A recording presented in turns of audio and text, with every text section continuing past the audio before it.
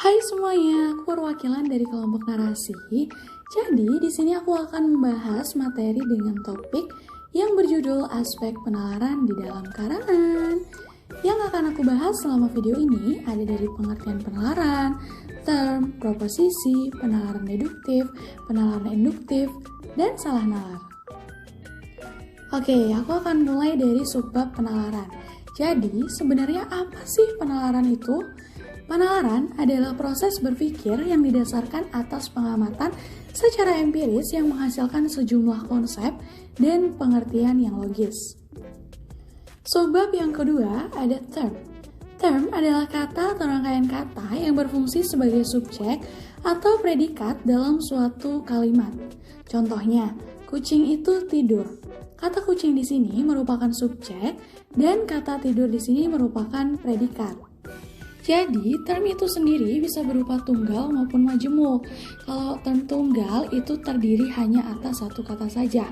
Term majemuk itu terdiri dari 2 atau 3 kata dan bersama-sama merupakan suatu keseluruhan yang menunjukkan satu dan berfungsi sebagai subjek atau predikat dalam suatu kalimat. Term dapat dilihat dari 3 sudut nih. Ada dilihat dari sudut arti, dilihat dari sudut isi, dan yang terakhir ada dilihat dari sudut luas. Term yang dilihat dari sudut arti itu terbagi menjadi 3, ada univok, equivok, dan analog. Sedangkan term yang dilihat dari sudut isi terbagi juga menjadi 3, ada abstrak, kolektif, dan sederhana. Dan yang terakhir ada term yang bisa dilihat dari sudut luas.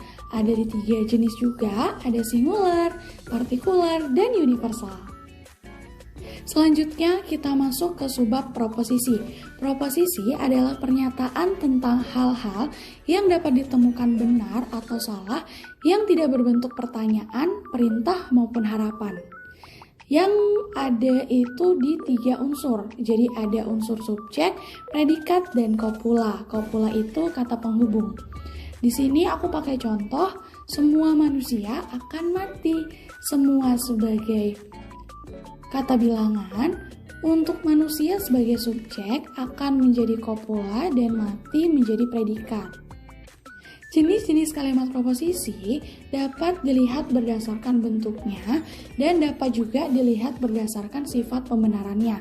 Kalau berdasarkan bentuknya itu terbagi menjadi 2, ada sederhana dan majemuk. Dan jika berdasarkan sifat pembenaran atau penyangkalan dibagi menjadi 2 juga, ada kategorial dan kondisional. Selanjutnya kita masuk ke penalaran. Penalaran di sini dibagi menjadi 2, ada penalaran deduktif dan induktif.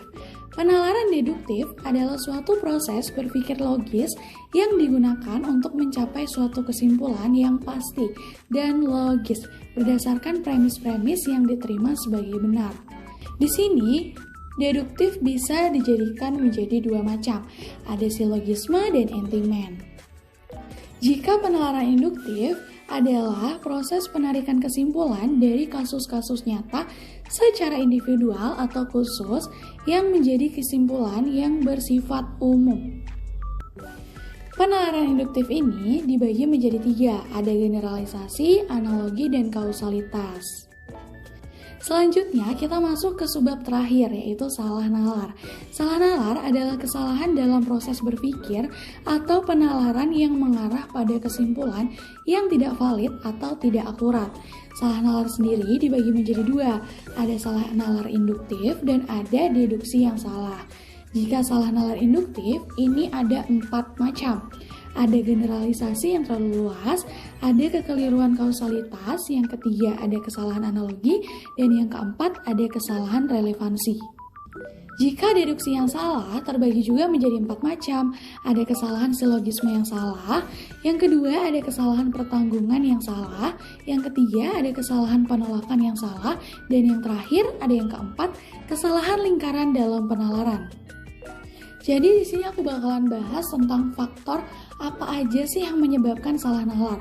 Di sini yang pertama ada bias kognitif, yang kedua kurangnya informasi, yang ketiga emosi, yang keempat ada kurangnya keterampilan logika, yang kelima ada pengaruh sosial dan budaya, yang keenam kelelahan atau stres, dan yang terakhir yang ketujuh kurangnya waktu atau tekanan waktu. Jadi, itu dia penjelasan materi dengan topik aspek penalaran di dalam karangan. Gimana? Udah pada paham belum? Kalau belum paham, bisa langsung baca modul pembelajaran yang udah dicantumin di deskripsi ya. Semoga bermanfaat. See you!